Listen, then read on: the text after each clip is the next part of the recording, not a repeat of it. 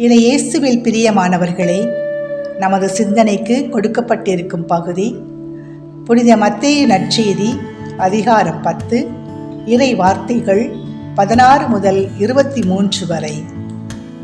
இன்றைய நற்செய்தியில் இயேசு தம் சீடர்களுக்கு எச்சரிக்கையையும் தைரியத்தையும் கூறுகின்றார்.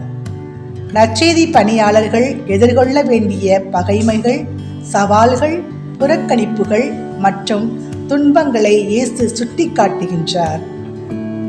இயேசு தன் திரு தூதர்களை நோக்கி, இதோ ஓநாய்களிடையே ஆடுகளை அனுப்புவதைப் போல் நான் உங்களை அனுப்புகின்றேன் என்று கூறுவது அவர்களை பயப்படுத்துவதற்காக அல்ல, எச்சரிக்கையாக இருக்கவும் விவேகத்துடன் அவர்கள் ஆபத்துக்களையும் அவமதிப்புகளையும் அறிந்து செயல்பட வேண்டும் எனவும், அதே வேளையில் அவர்கள் தூய்மையான நோக்கத்துடனும் நேர்மையுடனும் தங்கள் பணியை செய்ய வேண்டும் என்பதற்காகவும் முன் எச்சரிக்கின்றார்.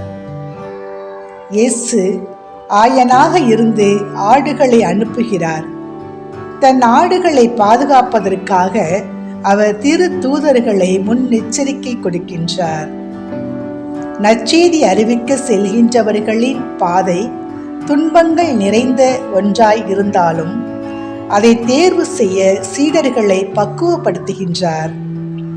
பாம்புகளைப் போல முன்மதி உடையவர்களாகவும் புறாக்களைப் போல கபடற்றவர்களாகவும் இருக்க அழைப்பு விடுக்கின்றார்.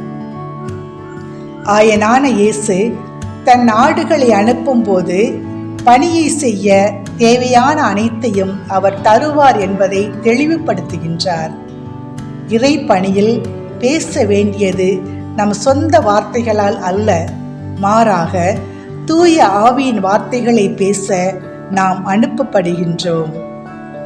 திருத்தந்தை பிரான்சிஸ் அவர்கள் துன்பங்கள் நற்செய்தி அறிவிப்பின் ஒரு பகுதி என்றார். துன்பங்கள் நற்செய்தி அறிவிப்பின் ஒரு பகுதி என்றார். நம்பிக்கை மிக்கவர்க்கு எல்லா துன்பங்களும் நெருக்கடிகளும் புது புது அர்த்தங்களை கொடுக்கும். நமக்கு எதிர்ப்புகள் பல வந்தாலும் நம்மை தேர்வு செய்து அனுப்பப்பட்ட இயேசு பாதுகாப்பும் பராமரிப்பும் தருவார் என்ற நம்பிக்கையில் ஆண்டவர் காட்டிய வழியிலேயே நடப்போம்.